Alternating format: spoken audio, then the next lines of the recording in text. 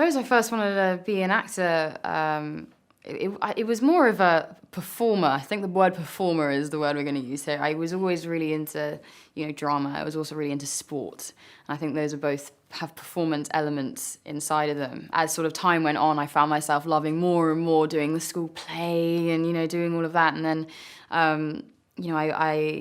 it got to a stage where I was like, hey, I'm going to audition for this sixth form, and if I get in, I'll do that. And then I got in, which was great, and I ended up doing the 4A level course instead of the drama stream, which is hilarious. But then I was like, okay, if I get into drama school, then I'll really get on this and really pursue it. And I got in, and then sort of the rest was a journey, and here we are.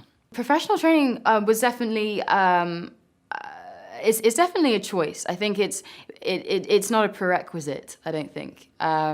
But it's also it's very beneficial if you go anyway, regardless. I personally had an amazing time. I studied at a conservatoire in a university environment, so I really wanted to get the full experience of going to uni, but also being able to train. And it definitely equipped me with a toolbox for scenarios, but as I say, it's it's not a prerequisite, it's a toolbox. If it ain't broke, don't fix it. So but I definitely had an incredible time. Every project I approach differently because your job is always different. How you function in the context of the movie, what your role is, what you have to bring to it. But the one thing that's fairly consistent is I find myself, if there's any through line in my choices about projects I choose to do, it has a lot to do with the director. Because that defines the project, and I'm usually interested in movies that have a personal stake, and I often find that's more the case with a director, a writer-director, for example, that has a very particular vision than a person who enjoys but applying their craft in a kind of career situation, which is part of it. And sometimes you've got to mix it up. But basically, that's one consistent thing that I notice about my choices. My name is Tim Key, and I am an actor. I also write, and I do comedy and poetry. I definitely fell into comedy. I think I did some, drama, GCSE, and scored an A. And then I did something called theatre studies at A-level. Again, all over it. I never got any of the big parts, but I was definitely sort of, hanging around and getting the odd line here and there. And then at university, I played Hamlet in Rosencrantz and Guildenstern are Dead. And that, I think I then got a little bit of an appetite for doing that. Then I did it was actually a pantomime, and it was a Footlights pantomime, the Comedy Society at Cambridge. I sort of, hoodwinked my way in slightly. I don't think I ever said that I was at Cambridge, but I didn't sort of declare that I wasn't at Cambridge. And then did the pantomime, and then did a show that summer with them in Edinburgh, and that was a sketch show, and that was where it all started. That's how I sort of fell into it. I suppose about 5 years after that, I had an act of sorts. I did sort of poetry and things, and that's sort of it. Kelvin with Waves. It's a very particular family, and it's a family that we don't often see, and especially out of American cinema, a black middle-class family doing very well, and then obviously drama unfolding, and then the whole notion of toxic masculinity within that sphere. So I just wanted to talk about how difficult it was for you as an actor to have. Is it a burden, or were you kind of excited about being able to kind of show the world a different side? It's scary at first because you look at it and kind of go, okay, well, in this type of situation, what stereotypes are we perpetuating? You know, especially in this social climate we're in right now, you have to be really careful. But at the same time, the challenge is exciting because I was like, at the end of the day, I had to go back to my instincts. When I read it, I was like, I identify it to some extent with this boy and his relationship with his dad, partially because I helped create it with Trey. So it's like, this is me, I'm kind of unpacking some of my psyche. But, you know, with that, you kind of go, well, how do we show this boy, but also let us feel for his journey and step by step kind of empathize with what he is, kind of an antagonist in a lot of ways. He's hard to like in a lot of moments. So, but it was going back to the breaking down and unpacking, like, what is my relationship with my dad and who is he, and ultimately, what did he learn from his father that he passed down to me? And especially in African American homes, you know, religion's a huge part of it. We have to bring into account slavery, you know, and how did that impact bring on to, like, the fact that we're not on the same levels, and what are these teachings, and how is this affecting a person who has a certain level of privilege in America in 2019, and how does he move with that when not having the same burdens or struggles that his father had to go through? So it was exciting to kind of heal through the movie and repair my relationship with my own father, and also listen to Trey kind of speak about his own dad and kind of see, like, this bridge between, you know, white and black is similar. The basis of it is similar. The foundation's the same. It's just the specificities that make us different. And then once we start to understand each other and know that, and maybe you even represent that on camera, we can kind of go, oh, look at us. We're all human beings, you know? The first film I watched? So when I was about 4 or 5, my mother took me to see Bambi in the cinema because they were showing it. Obviously it came out in the 40s, but they were showing it at a cinema near us, and I already had it on VHS. And during Drip Drip Drop Little April Showers, I marched down the aisle and sang it for everyone at the front of the cinema. It was Lion King, but my dad says when the lights went down I got really scared, and then the house came, and then I was just like enthralled, and I guess I've been an actress ever since. My background in the theater, I mean, I still do theater, less than when I had a company that I was with, the Wooster Group in New York, for almost 30 years. That shaped who I am as an actor, and I think that in the most crude way, that taught me the difference between doing and showing as an actor. And I think I grew up being a task-oriented actor. I was in an unconventional avant-garde theater where we didn't always work with literature and psychology. We worked with events and being part of a tapestry that embraced all aspects of a production: light, sound, music, dance. It was less traditional. So that really shaped me, and actually it was good training for the movies because it keeps you very loose, and also it makes you embrace the technical respects of filming that sometimes more traditional actors aren't afforded, because once a play is scored out and they know what their performance is, they're in the driver's seat, where on a film, always on some level you have to take in the other elements. So I think going into the acting world was always the auditions, was always the sort of the terrifying, you got the sides through from your agent. Okay, here we go, gonna put so much pencil on this and do so many notes I can barely see the lines anymore. And sort of going in and doing auditions and doing that sort of that side of the hustle, I suppose, which is an amazing learning experience because you meet so many incredible casting directors, and you sort of find your process almost. And I think, landing that first job is obviously always an amazing achievement, and it's always very exciting. And then it's also a great opportunity to sort of put everything that you've been practicing and working on and had it as a vision into practice. Alan Partridge. Yeah, I enjoyed that show, actually, yeah. It was good, yeah. No, that was kind of a weird part of it all, really. They phoned me and asked me if I wanted to be in it. No audition. So it's quite quite surreal. That was entirely based on doing Edinburgh. Even if it had just been a show with Steve Coogan that wasn't Partridge, that would have been quite high pressure, I think. But the fact that it was Partridge, I found it incredibly high pressure because I thought I can, I might destroy this franchise. I was on screen with him in all of the episodes.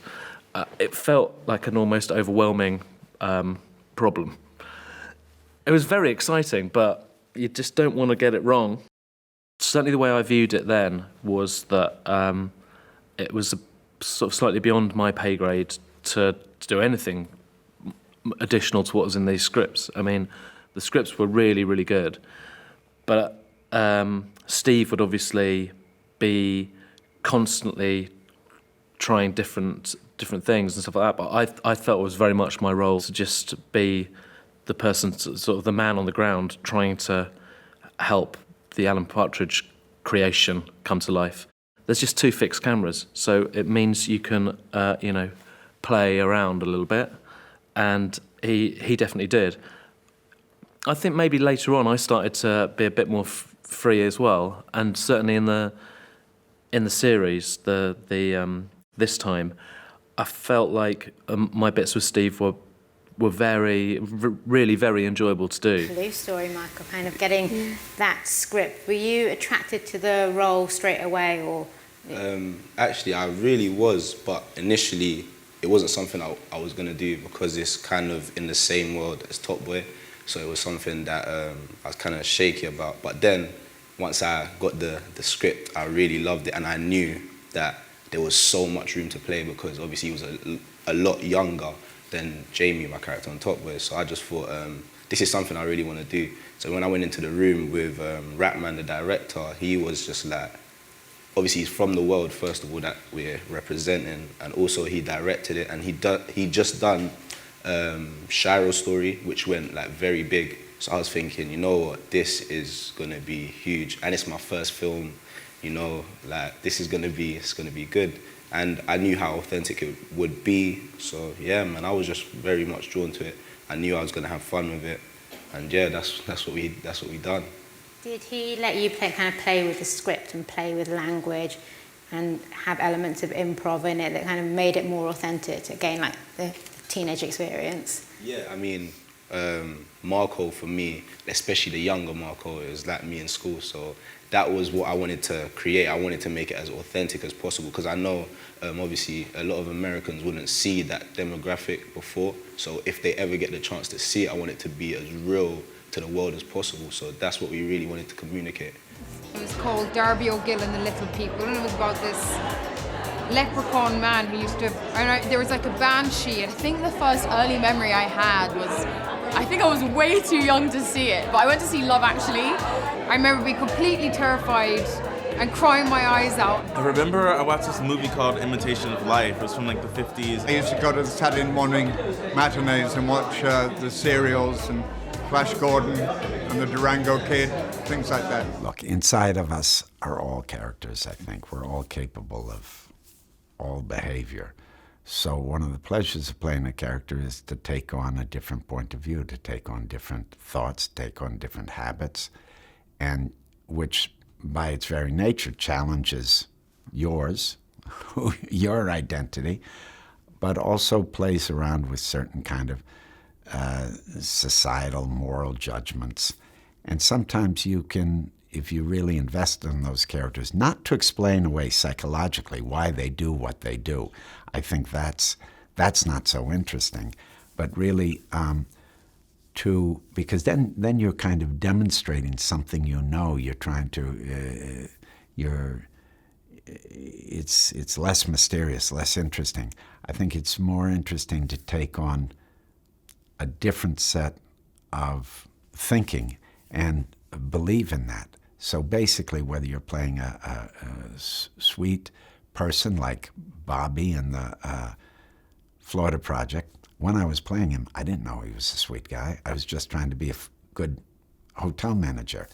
Or when I'm playing a villainous character, I'm not thinking about how villainous they are. I'm just trying to think how they make through their day and where they find their pleasures and where they have their disappointments. And, it's sort of you can't have judgments about who you're playing. The knockbacks are definitely part of it, but in the best way. I think each one is definitely it shouldn't be seen as anything negative. The whole point is of being an actor is to tell the story, to embody the character, and to find the truth. And I think, that's our job.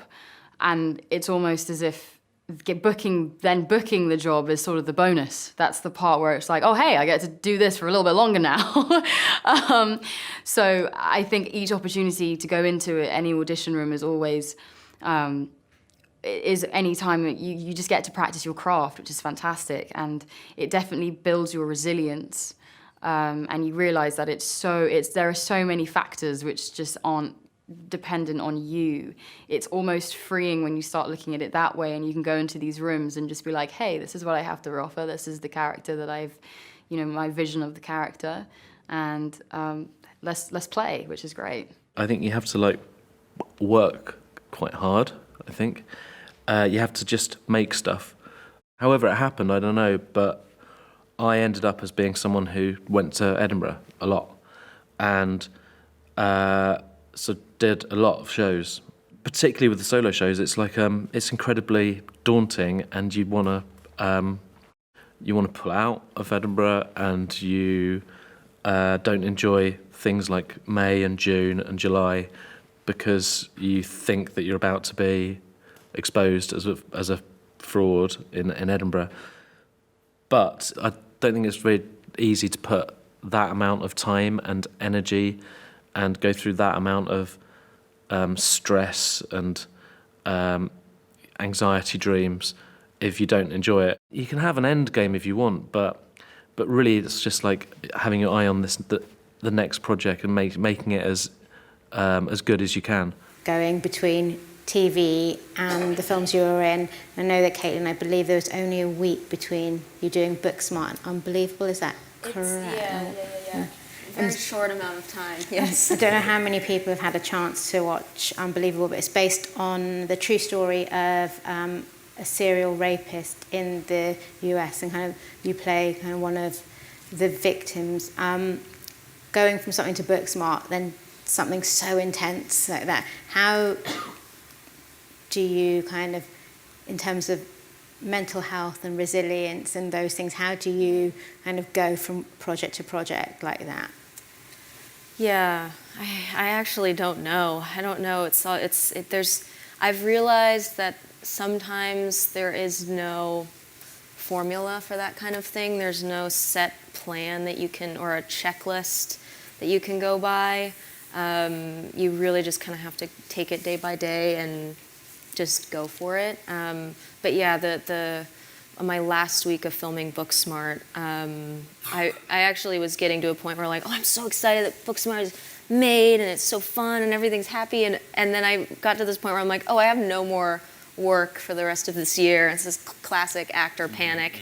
But you literally, I hadn't booked anything, and then this came to my email, and it just the story is just so incredibly heartbreaking, and I immediately just had to play Marie if they would let me. I remember when I was 7 years old, and my dad bought me The Sound of Music, and he bought me the VHS tape, so we still had 2 VHSs, and it was one of my favorite films growing up. I was visiting my sister in Paris in 1979, and I saw Apocalypse Now in 70mm in the cinema, really, as it was opening. It was about this actress, who was coming into her own, like this, older black woman trying to navigate the relationship between their 2 daughters, and it was just something so powerful. And that was the first movie I saw, and I was like, oh my God, I could cry, watching a movie. Sometimes the most difficult things are the most rewarding because they turn the fire up and they put you in a place where, you're forced to rise to the occasion. So difficult is a funny word, because usually the difficult things are the most rewarding things. But in the context of the question, difficult is probably when you don't have those things, when the things are more kind of normal and aren't as dramatic or aren't as extreme. I think sometimes it's difficult to when you find you're in the middle of a role and you don't feel challenged, or you don't feel like enough is required of you, not from an egotistical point of view, but just that you never quite get going. You never find the engagement. You never get to a place where you quite wake up because it doesn't seem necessary. It doesn't seem necessary because the role doesn't require you to have that shift, that transformation, that kind of dramatic event. I would say Steve is like Steve Coogan is definitely a guru in some respects. It's more sort of just watching him work and stuff, and sort of seeing the shape of his career and seeing, you know, his work ethic, and he's always trying, you know, new and interesting things, and he's always stretching himself, you know, much more than I do, I think. My contemporaries are, I think, I guess they're the real gurus, to use the word guru. Like Alex Horn and Mark Watson, and then Tom Basden. We sort of spurred each other on, so I would go and watch one of Mark's, he does these 24-hour long shows. I'd watch that and I wouldn't then want to do a 25-hour one, but I would be watching it thinking, I need to make sure that I'm doing something interesting.